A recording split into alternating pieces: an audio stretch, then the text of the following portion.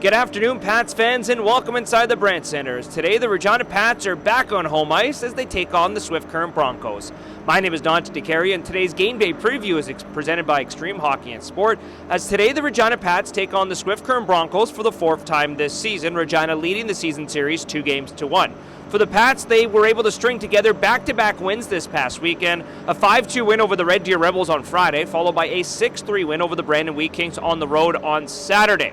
On the other side, the Swift Current Broncos just recently broke a 16-game losing streak. They're coming off a 3-2 overtime loss to the Red Deer Rebels. Since breaking their 16-game skid, the Swift Current Broncos have a 1-2-1 record over their last 4 games.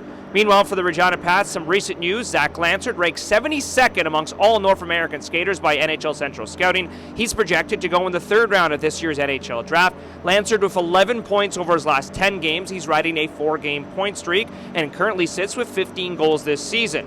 Another player ranked by Central Scouting, that is Cohen Clausen, who could go in the 5th or 6th round of this year's NHL draft.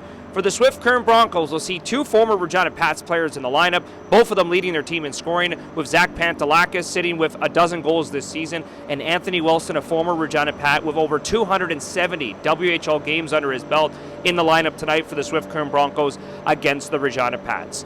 Doors open at 6 p.m. tonight. Puck drop is scheduled for 7. Tickets available as usual at reginapats.com. We'll see you tonight.